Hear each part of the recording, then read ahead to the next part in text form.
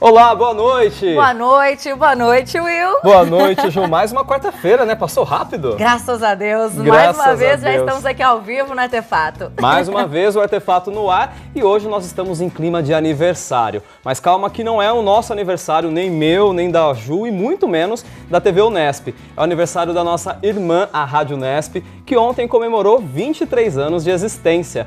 É um dos veículos de comunicação mais tradicionais da cidade, que traz sempre uma programação cultural e educativa muito interessante. Então, pegando carona nesta data, o Artefato discute como anda o consumo de rádio hoje em dia. Para falar sobre este assunto, a nossa entrevistada é a pesquisadora e professora da Unesp, Sueli Maciel. Além desse bate-papo, você confere ainda a segunda reportagem especial da série sobre o Instituto Hilda Ilst. E tem também, claro, a nossa agenda cultural com os principais eventos que vão rolar nesta semana, além das nossas dicas culturais. É isso aí. Já que o programa é ao vivo, a gente quer aumentar cada vez mais o contato com você aí de casa. Então participe com a gente, dê sua opinião sobre os assuntos que a gente discute por aqui. Mande comentários e perguntas através das redes sociais da TV Unesp. O endereço é facinho, viu? No Facebook, o endereço da nossa página é www.facebook.com/tvUnesp e o nosso perfil no Twitter é o @TVUnesp.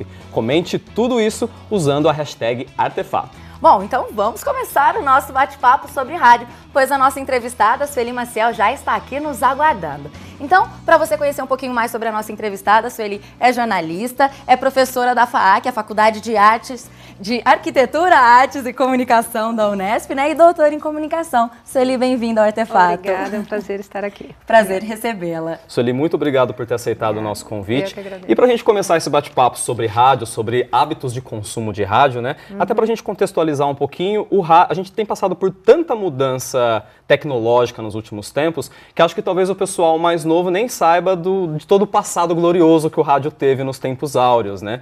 Como que a gente pode... As pessoas elas ainda ouvem rádio hoje, apesar de hoje em dia ela já não ter mais esse glamour todo que já teve no passado? Sim, as pessoas ouvem rádio. Talvez o consumo de produções radiofônicas tenha mudado e o acesso a essas produções tenha mudado, porque também mudaram as plataformas, chegaram as plataformas digitais. Então, o jeito de ouvir rádio é diferente, certo? E o tipo de programação também mudou, porque o público mudou. Né? Então, se antes, no início, você tinha um rádio educativo, depois você veio com o rádio, a época de ouro do rádio, né? As grandes artistas do rádio. Os programas de auditório. Os programas de auditório, né? O que hoje a gente vê na TV, né? As celebridades eram do rádio naquela época. Sim. Hoje em dia você continua tendo esse consumo e esse consumo ele se diferencia dependendo da localidade, dependendo do público, né? Mas o rádio continua sendo o segundo veículo mais consumido, segundo uma pesquisa do IBGE, se não me engano, de 2009, ele chega a 90% das residências. Sim. Né? É uma pesquisa grande, que foi feita no finalzinho do ano passado também mostrou que ele ainda continua como o segundo veículo mais popular do Brasil. Então, realmente, ele ainda tem lugar na casa das pessoas. Sim, na casa das pessoas, no carro das pessoas, nos celulares das pessoas. Então, as pessoas continuam ouvindo rádio e toda a variedade de produções, né, de programação. Então, se você pega determinado segmento de produção, você pode dizer, esse o jovem não ouve, mas ele ouve outro tipo de produção. Então, as pessoas continuam ouvindo rádio e continuarão ouvindo rádio, se não rádio, esse rádio que eu falo, o rádio careta, né, o rádio analógico do aparelhinho, mas as mídias sonoras, sim. As pessoas continuam consumindo isso. Legal, até pra gente contextualizar um pouquinho, a primeira transmissão de rádio no Brasil foi em 1922. Já a primeira emissora foi inaugurada no ano seguinte, em 1923. E a era de ouro do rádio foi ali entre as décadas de 40 e 50, né? Que é a época que a Sueli acabou de citar pra gente, das cantoras do rádio, né? Também tinha o muito famoso, muito conhecido na época, Repórter S. Agora, já que muita gente não conheceu essa época, nós vamos ver um trechinho do documentário de 2009, Cantoras do Rádio. Solta aí pra gente.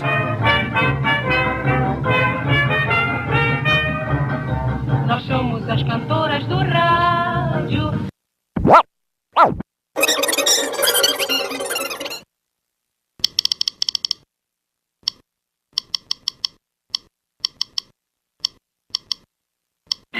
Nós somos as cantoras do rádio. Nossas canções cruzando espaço azul. Vão reunindo num grande abraço corações de norte a sul. Linda, Dircinha, Carmen, Aurora, Araci, Dolores, Dalva, Elisete Cardoso, Nora Ney, Aurinha Garcia, são 10 divas. A Rádio Nacional era o sonho dourado de todo artista, né? É muito bonitinho, né? É demais ver a história que o rádio já teve. Eu sou apaixonada por rádio, já tive a oportunidade de trabalhar, de ser locutora de rádio. Eu acho que é um veículo apaixonante. Isso eu não sabia. Meus tempos lá em Penápolis, numa rádio AM, que eu acho que é onde você sente a força mesmo do veículo de comunicação, né?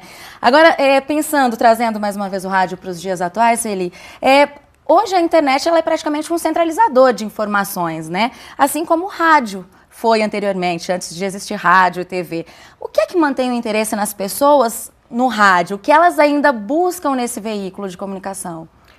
Olha, se a gente considerar, né, já diziam vários estudiosos, que a audição é o sentido da intimidade, da proximidade, o rádio é um companheiro que está sempre ali. Ou melhor, esse som que o rádio transmite é um companheiro. Então as pessoas buscam, uma das buscas é a da companhia, certo? A audição permite que você desenvolva outras atividades. Então você pode fazer qualquer coisa, continuar com as suas atividades cotidianas e estar lá ligado em alguém. Com a voz naquela amiga voz, ali. com a voz amiga, Sim. ou então ouvindo uma música, né, que afeta o seu sentimento também. Então as pessoas buscam isso. As pessoas buscam informação, porque por mais que os meios digitais, a internet, a gente pense que a internet é muito rápida, tudo está na internet, mas o tempo que você perde em dar o play, o enviar, o rádio já deu a informação. Né? Então as pessoas buscam a informação ágil também por meio do rádio. Né? E você citou a familiaridade, eu lembro bem, eu recebia bolo, sabe? Assim, você vira da família mesmo da pessoa. Às vezes a pessoa vai lá, vê que você tá ali na rádio, você ganha presentinhos. É muito, muito legal mesmo. Reconhece sua voz no supermercado, né, Jo? Quando você falou de estar em Penápolis, na hora eu também fui locutora, apresentadora de rádio em Goiás. E aí eu trabalhava com jornalismo lá, mas eu vi os produtores e havia um programa sertanejo famosíssimo no estado inteiro. E era essa proximidade, as pessoas entravam em contato com o apresentador como se ele fosse um amigo íntimo, e mandavam cartas, e mandavam presentes. E talvez nós de metrópoles, ou de centros urbanos, ou de capitais, ou de cidades grandes como Bauru, a gente não tenha muito essa relação com o rádio como uma cidade do interior tem. Essa proximidade ainda se mantém, as pessoas da zona rural ainda têm o rádio como principal veículo para o cotidiano, para o dia a dia, depois tem a televisão, obviamente, mas tá lá a senhora na cozinha, tá lá o senhor cuidando no curral e ele tá com o radinho, tá ouvindo o radinho. É verdade. Então, essa proximidade não se desfaz. Né? Sueli, vou precisar chamar o intervalo nosso rapidinho, então no próximo bloco, por favor, continue aqui, que a gente continua esse bate-papo sobre os hábitos de rádio, tá bom? Tá bem. Então a gente vai para um rápido intervalo e daqui a pouquinho a gente continua esse bate-papo aqui com a Sueli. Fique ligado.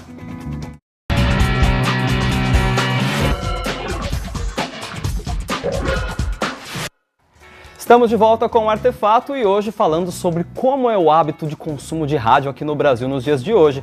O nosso bate-papo é com a pesquisadora, a Sueli Maciel, que continua com a gente aqui no estúdio. Sueli, no bloco anterior a gente comentou sobre uma pesquisa que foi feita no ano passado aqui no Brasil sobre os hábitos de consumo de rádio aqui no Brasil. E essa pesquisa falou que conseguiu chegar ao resultado de que 21% das pessoas no Brasil ouvem rádio todos os dias. E essa pesquisa constatou aquilo que a gente já imagina de que esse hábito é maior entre as pessoas com uma idade mais avançada do que entre os mais jovens. Com o pessoal mais velho, 26% acima do pessoal acima de 65 anos continua ouvindo rádio todo dia, e entre os mais novos esse índice é só de 15%. A gente tem observado cada vez mais que as rádios têm feito aquelas faixas de programação pelas redes sociais, têm transmitido pela internet. É uma forma do rádio tentar mudar esse jogo e trazer os mais jovens também? Sim, a tendência dessa programação é falar com públicos mais segmentados, né, o que a gente chama de rádio on demand, fazer uma produção que atenda esse interesse, o público vai lá e busca o que ele quer. Daí as rádios estão oferecendo seus playlists, permitindo que você selecione um programa específico, você não tem que ouvir a programação inteira. Na ordem mesmo. Na ordem, mas claro, estamos falando de emissoras que estão na internet, certo?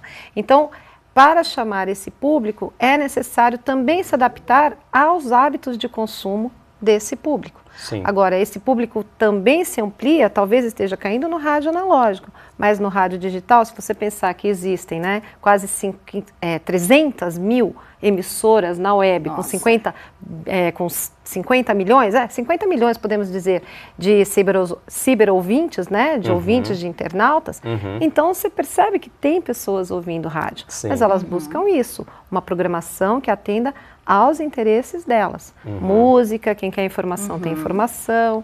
Então, o rádio, eu penso que o caminho é por aí. É por aí mesmo. Hoje em dia a gente acaba sentindo que as emissoras acabam só mudando a plataforma de distribuição e não há uma mudança evidente no conteúdo, né?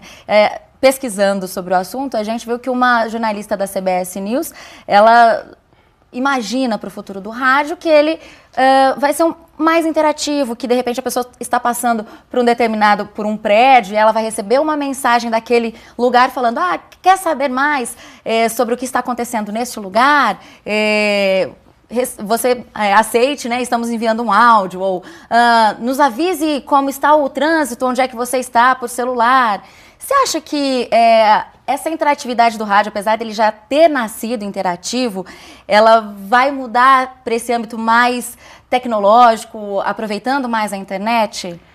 Essa é uma exigência. Se o rádio, não apenas o rádio, mas as outras mídias não mudarem, elas não vão atingir esse público. O público jovem, né? O público mais velho, o público da minha geração, não. Mas esse público que já nasce com essas novas plataformas na mão, né, com acesso a todos esses recursos, ele vai ter que mudar. Agora, uma coisa que você falou é verdade, né? Se a gente pegar o cenário brasileiro, a maioria das rádios ainda carece de mão de obra, né, de profissionais, de profissionalização, mão de obra especializada para esse tipo de produção, carece de infraestrutura, né, de equipamento. Então, é uma exigência?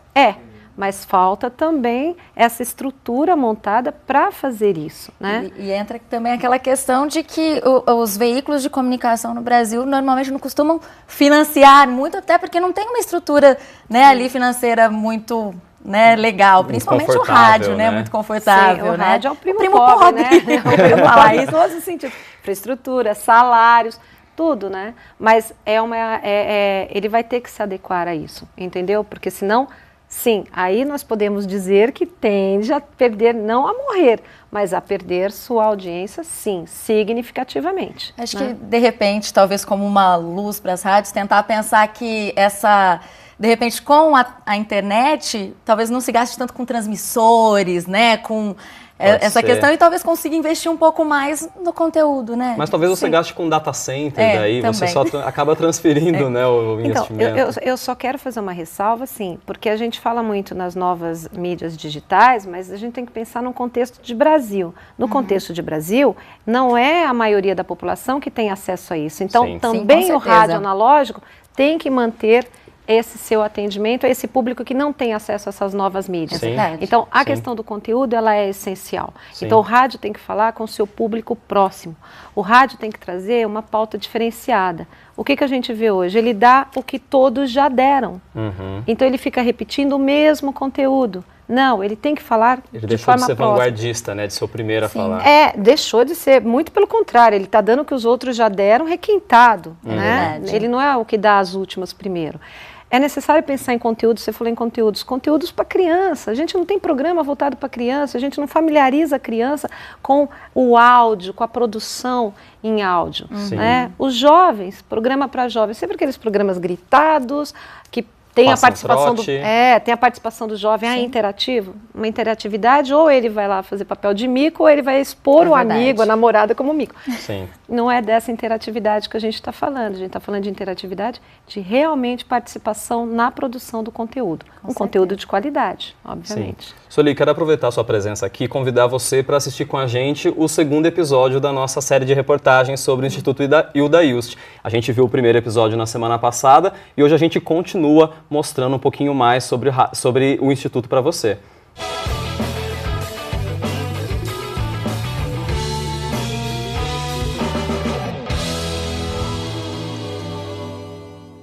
Quando Quando Beatriz e Caiana te perguntarem, Dionísio, se me amas, podes dizer que não. Acho que a principal característica do trabalho da Hilda é ela ter colocado na literatura dela o cunho humano, algo que pertence a todos nós.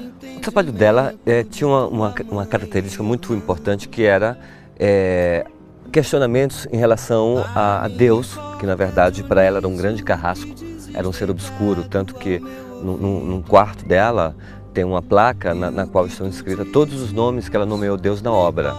A obra dela, a literatura dela, agrega, reúne vários elementos de filosofia, muita filosofia, de matemática, de física, de astrologia, de religião. Ela adorava biografias de santas.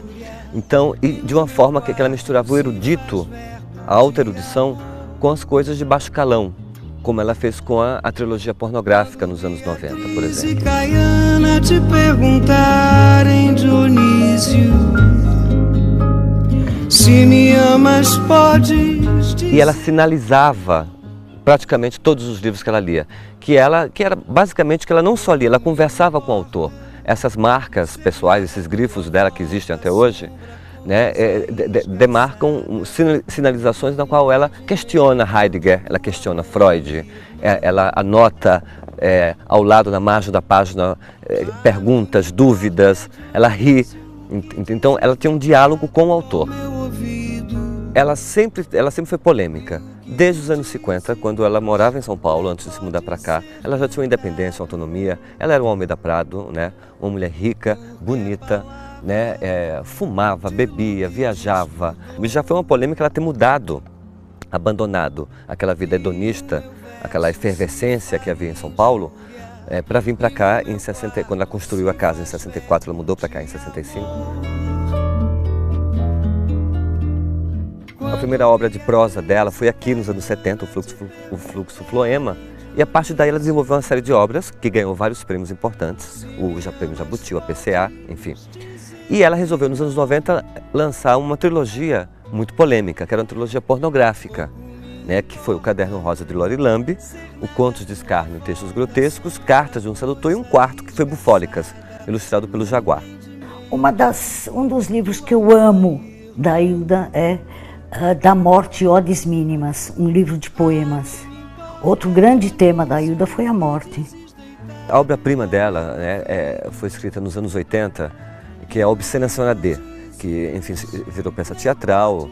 Ela tem um livro muito importante de poesia, de 74, chamado Júbilo, Memória e Noviciado da Paixão, que é um livro fantástico.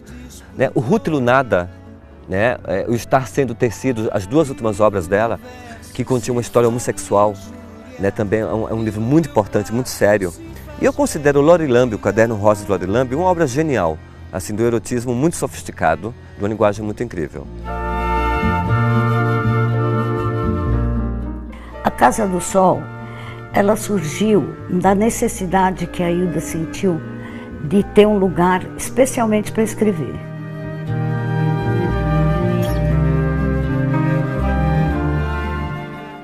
Bom, se você se interessou pelo trabalho de Hilda Ilst e quer rever o primeiro capítulo desta série, é só acessar o nosso site, que lá tem o programa da semana passada na íntegra. E assim dá para você revisitar um pouquinho da vida de Hilda Ilst. Bom, Sueli vai continuar aqui com a gente, né? Que a gente vai para um rápido intervalo e na volta você confere a nossa agenda e também as dicas culturais. Até já!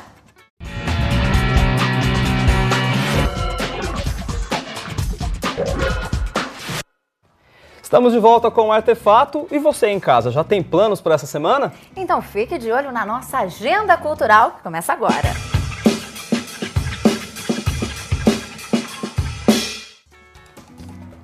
Para quem gosta de artes visuais contemporâneas, uma opção é a instalação de cerâmica da artista Célia Barros na Galeria do SESI Bauru. A instalação Inutilitários Tecnê apresenta centenas de potes de cerâmicas em um grande círculo no chão. São peças em que o espectador entra em contato com formas fragmentadas, inacabadas, que dão aquela sensação de estarem vivas. A entrada é de graça e para mais informações é só ligar no 3104-3900. E no dia 18 de maio, domingo, é comemorado internacionalmente o Dia dos Museus. E os museus aqui de Bauru prepararam uma programação diversificada para comemorar a data. No sábado, às 8 da manhã, vai ter passeio ciclístico saindo do pátio da estação ferroviária e vai passar por diversos pontos históricos da cidade. Tem também uma exposição fotográfica no Boulevard Shopping Nações, chamada Lugares, Pessoas e Memória, Conexões Afetivas. E no domingo, a partir das 10 da manhã, a companhia Gira Lua de Artes vai fazer intervenções teatrais e contação de histórias no Museu Ferroviário Regional. Uma forma super bacana de aumentar a visitação e o interesse pelos museus da cidade, né? Sim. Então, para mais informações, ligue para 3232-4621. E a gente sempre fala do Sesc aqui na agenda do Artefato, né, Ju? Tô tão habituado com o Nesp Notícias, estou chamando você de Larissa. Tudo bem, né, tudo Ju? bem. A gente sempre fala do Sesc aqui porque ele sempre vem com uma programação bem diversificada, né? Nessa semana, por exemplo, é a maior prova disso porque as atrações vão literalmente do erudito ao popular. Para quem gosta de música clássica, tem a chance de ver o show Classicismo Vienense do Quarteto de Cordas Del Arte. São só músicas de grandes compositores como Mozart e Beethoven. Olha só.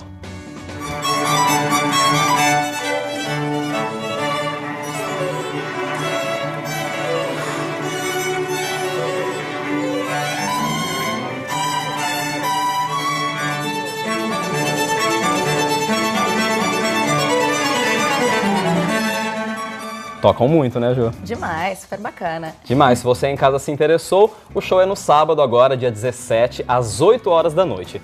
Os ingressos são retirados 1 hora antes do show lá no Sesc e a entrada é de graça. Bom, já a arte popular está bem representada pela música regional de Mariângela Zani, que apresenta o show Viagem pela Música Raiz, só com canções super tradicionais de música sertaneja, além de arrastapé, pagode caipira, moda de viola, entre outros. Então nós vamos ver um trecho de uma apresentação da Mariângela Zani. Roda aí. E assim ele se foi, nem de mim se despediu. A chalana vai sumindo na curva lá do rio. E se ele vai magoar, eu pensei que tem razão. Fui ingrata, eu feri o seu meigo coração. É um programão para curtir com a família, né? Nossa. Se meus pais não morassem longe, eu ia trazer todo mundo. Pai, vó, cachorro, papagaio, todo mundo pra ver. Eu ia dizer a mesma coisa, meu pai ia adorar. Com certeza. Então, o show é domingo, às 4 da tarde, e a entrada é de graça. Ah, lembrando também que hoje tem Emicida, que a gente anunciou na semana passada, e Sim. ainda tem ingresso, né, Will? Sim, ainda dá para ir. Se você ainda não comprou, é só aparecer no Sesc. Bom, esses são os principais eventos que vão rolar na nossa semana. E agora a gente volta aqui para a nossa rodada de dicas. Ju, Com por licença. favor, damas na frente. E agora então a gente volta aqui com a Sueli para a nossa rodada de dicas de hoje. É isso aí. Então a gente vai começar aqui, aproveitando também, né, que ontem, 13 de maio, foi dia da abolição da escravatura, né? Então, em clima aí de carta de alforria, nossa dica tem tudo a ver hoje, né, Will? Tem tudo a ver. Eu e a Ju, nós trouxemos uma dica para o programa de hoje, uma dica conjunta, que é o livro Chica da Silva, escrito pelo João Felício dos Santos. Eu estou aqui com um livro para mostrar para vocês, para comemorar esses 126 anos da abolição da escravatura. Para quem não conhece muito sobre a Chica da Silva ela foi uma escrava que realmente viveu aqui no Brasil nos anos 1700 e ela se encantou com um contratador de diamantes da cidade, se apaixonou por ele, eles tiveram um grande relacionamento amoroso, ele deu a liberdade para ela e ela ficou rica e começou meio que se vingar dos brancos que tinham tratado ela mal durante todo o tempo que ela foi escrava. Assim, até mais do que ela se vingar contra o racismo que ela sofria, acho que é legal a história da Chica da Silva porque é um conto sobre como revelar a falsidade das pessoas, porque ninguém deixou de ser racista só porque ela ficou livre e ela ganhou dinheiro. E era isso justamente que a Chica da Silva não aceitava. Então é bacana da gente conseguir ver essa história que tem tudo a ver com esse personagem importante da nossa história. Não, e o legal é que acho que a Chica da Silva ficou muito conhecida, né, no Brasil todo pela TV, né? Teve o filme, né? O Chica da Silva, até a gente tem um roda imagem aí, vou pedir pro pessoal soltar pra gente. Sim. Teve primeiro o filme Chica da Silva com a Zezé Mota, que a gente tá vendo aí algumas imagens. De 70. Isso, de 76. E depois, anos depois, o SBT produziu uma novela também, que foi um sucesso Manchete, na verdade. E depois o SBT comprou os direitos para reexibir, exatamente. Muita gente com certeza conhece a Chica da Silva por toda essa parte audiovisual dela, né? Mas ela é um personagem realmente que existiu na nossa história, que vale a pena a gente conhecer um pouquinho mais. Então, fica a nossa dica aqui no Artefato, o livro Chica da Silva, do João Felício dos Santos. Tem disponível em vários sites na internet para você comprar. Se por acaso você não quiser, faça como eu comprei num sebo, paguei só R$7. Baratinho. Muito mais baratinho e é uma dica super bacana, eu tenho certeza que você vai se divertir. Sueli trouxe uma dica pra gente também, rapidinho que a gente já tá acabando, Sueli. A dica é a virada cultural, que será nesse fim de semana, de sábado para domingo, em São Paulo, e depois pelo interior inteiro, que é a virada cultural paulista. Muitas atrações a serem curtidas aí. E a gente vai continuar falando ainda da virada cultural assim que ela estiver chegando mais pertinho aqui de Bauru. Obrigada pela sua presença aqui em nosso programa, viu, Sueli? Foi um prazer. Sim, muito obrigado, Sueli. Bom, o programa de hoje, gente, está chegando ao fim. A gente quer agradecer muito a sua presença em casa e, claro, quarta que vem estamos de volta aqui ao vivo no Artefato. A gente espera vocês quarta que vem às 7 da noite, hein, gente? Boa semana. Tchau, tchau. Tchau, tchau. Parabéns, Rádio Nesp. Falou.